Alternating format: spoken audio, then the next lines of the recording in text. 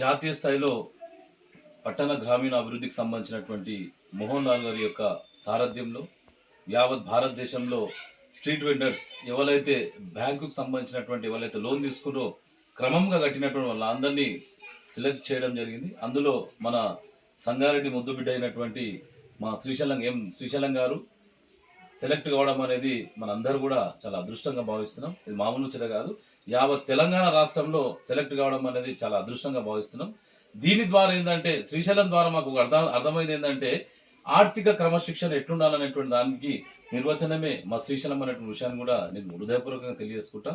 చాలా మంది ఏంటంటే లోన్లు తీసుకుంటాము, దాన్ని ఎట్లా కట్టాలనేటువంటి దాని మీద కాకుండా దాన్ని ఎట్లా ఎగ్గొట్టాలనేటువంటి దాని మీద ప్రయత్నం చేస్తే చాలా రకాల ఇబ్బంది వచ్చేటువంటి పరిస్థితి ఉంటుంది. మన సివిల్ స్కోర్ కూడా పడిపోయేటువంటి ప్రమాదం ఉంటుంది. కనుక ఈ శ్రీశైలం చేసినటువంటి గొప్ప కార్యక్రమం ఏంటంటే తీసుకున్న 50,000కు ప్రతి నెల టెన్షన్గా అదే రోజున పోయి బ్యాంకును కట్టడం, ఆ బ్యాంకు వాళ్ళ నుంచి రిపోర్ట్ పోవడం, అదేవిధంగా పట్టణ గ్రామీణ అభివృద్ధి శాఖకు సంబంధించినటువంటి మెప్మ వాళ్ళు కూడా మొత్తం తెలంగాణ రాష్ట్రంలో కొన్ని వందల వేల మంది తీసుకున్నారు. ఎవరు కూడా పూర్తి స్థాయిలో డిఫాల్ట్ అయినటువంటి పరిస్థితి. కానీ శ్రీశైలం గారు అనేటువంటిది ఆయన నిజంగా చాలా నిజాయితీగా ప్రతి నెల టెన్షన్ కట్టడం అనేటువంటిది ఈరోజు తెలంగాణ రాష్ట్రానికి ఒక మణిహారమైండు.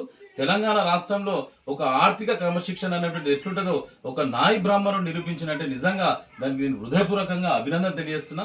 మామూలు ముచ్చట కాదు. ఇటువంటి గొప్ప శుభ పరిణామంలో ఇటువంటి యువతరాన్ని ప్రోత్సహించడానికి కూడా ప్రభుత్వాలు కూడా చాలా రకాలైనటువంటి ప్రోత్సాహాలు అందిస్తే నిజంగా చెప్తున్నా కదా, నాయ బ్రాహ్మణులు తెలంగాణ రాష్ట్రంలో ఉన్నటువంటి ప్రతి నాయ బ్రాహ్మణ్కి ఒక్కొక్కరికి 5 లక్షలు 10 లక్షలు అద్భుతమైనటువంటి సెలవులు పెట్టుకునేటువంటి ప్రయత్నం చేస్తే ఈరోజు జాతీయ స్థాయిలో వచ్చింది. రాష్ట్ర స్థాయిలో కూడా అన్ని ప్రాంతాల్లో కూడా అద్భుతమైనటువంటి ప్రతిభ కనబరిచేటువంటి అవకాశం వస్తుంది.